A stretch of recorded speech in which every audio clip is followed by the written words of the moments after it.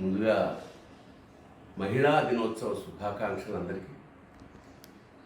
అంటే మమ్మల్ని పెంచి పెద్ద చేసి అమ్మ అయితే మాకు ఆప్యాయతలు ఇచ్చిన అక్క చెల్లెళ్ళు, మాకు పాఠాలు బోధించిన గురువులు, మహిళా మనులు, ఇలా ఒకళ్ళు కాదు, యావత్ శక్తి స్వరూపం అంతా ఇవాళ వాళ్ళ దయతోటే మేము జీవిస్తున్నాం అనేది నేను ప్రగాఢంగా నమ్మే విషయం.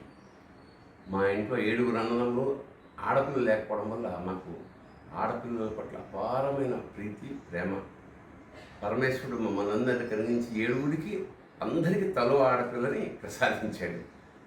ఆ సందర్భాన్ని గుర్తు చేసుకుంటూ మరొకసారి మహిళా దినోత్సవ శుభాకాంక్షలు తల్లి. అలాగే రచ్చరవి అతి సామాన్యంగా ప్రయాణం చేస్తూ ఒక జబర్దస్త్ లాంటి స్కిట్లలోంచి సినిమాలోకి ట్రాన్స్ఫార్మ్ అయ్యి అక్కడి నుంచి తనదైన ఒక ప్రత్యేకమైన శైలి ముద్ర వేసుకుంటూ ఇవాళ ఇక్కడికి చేరుకున్నాడు. ఇక్కడ ఇది ఒక చిన్న కామా పెట్టి, ఇవాళ మహిళా దినోత్సవం అయితే మే 10వ తారీఖున మాతృ దినోత్సవం, తల్లుల పండగ.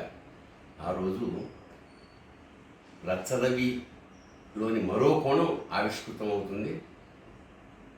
అప్పుడు మీకు నీ రుణం తీరేది ఎట్లా అన్నదానికి సమాధానంగా 10వ తారీఖున ఒక ఆవిష్కరణ జరగబోతుంది. మరోసారి చెప్తున్నాను, రచ్చరవిలోని మరో కోణం మీకు తెలుస్తుంది. అంతవరకు వెయిట్ చేద్దాం. శుభం భూయాత్. శివోహం.